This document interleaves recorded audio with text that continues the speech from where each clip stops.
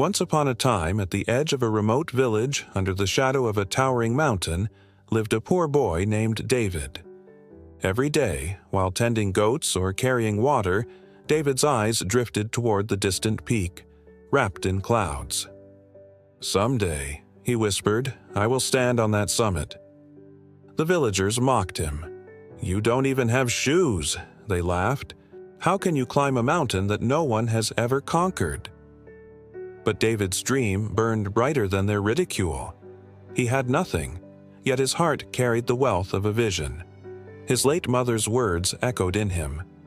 "You may be poor, my son, but never let your spirit be poor. Dreams give you strength when the world gives you nothing." Years later, with only a small bag and a stick, David left his village. The mountain road was rough, filled with sharp stones that cut his bare feet. Rain drenched his body, wind howled in his ears. Many times he stumbled, tempted to turn back. But each time he remembered his mother's eyes, shining with unspoken hope. He rose again. The path grew steeper, but David pressed forward. Each step became a silent declaration. "I will not give up. I will not stop." Along the trail, David met others who also dreamed of the summit. At first, they encouraged each other, but when thick fog covered the path, some sat down and sighed. "It's too dangerous. We'll die if we continue." Later, at a sheer cliff, others turned back, shaking their heads. "No dream is worth this risk." David asked, "Why start if you won't finish?" They laughed bitterly. "Because the mountain is too big. Be realistic, boy. Go home." But David Eden's heart replied, "I'd rather fail climbing than succeed in giving up." He kept climbing alone. The higher he climbed, the harsher the mountain became. Food ran out, his lips cracked with thirst. His feet blistered until every step was pain. One night, a storm struck. Lightning lit the sky as rain hammered the rocks. A gust of wind threw David into a ravine. Bruised and bleeding, he lay there, shivering. Darkness whispered, "End it. You are nothing." The villagers were right. But deep inside, another voice rose. "Stand up.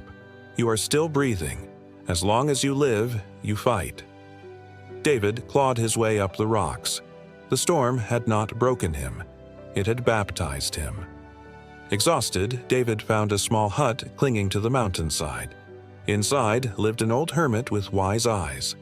The hermit fed him warm soup and asked, "Why do you climb?" David answered, "To prove I can." The hermit shook his head. "Climbing only for pride will break you. The mountain does not test your legs, it tests your heart." He handed David a carved wooden staff. "This staff will support you. But remember, your true strength lies within." David bowed in gratitude and continued his ascent, holding the staff tightly, but relying even more on his spirit. Days turned into weeks. David's body screamed for rest, but his soul refused to surrender. Finally, after a final push at dawn, he reached the summit. There, above the clouds, the rising sun painted the world in gold. David fell to his knees, tears streaming down his face. He whispered, "The mountain wasn't my enemy. It was my teacher. I didn't conquer it. I conquered myself." David returned to his village, not as the poor boy they once mocked, but as a symbol of perseverance. Children gathered around him, eyes wide.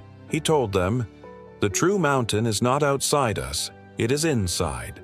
Climb it, and no dream is impossible." The villagers no longer laughed. For the boy who once had nothing had brought them the greatest gift, belief. Final lessons. Courage is not the absence of fear, but walking forward despite it. Failure only comes when you stop trying.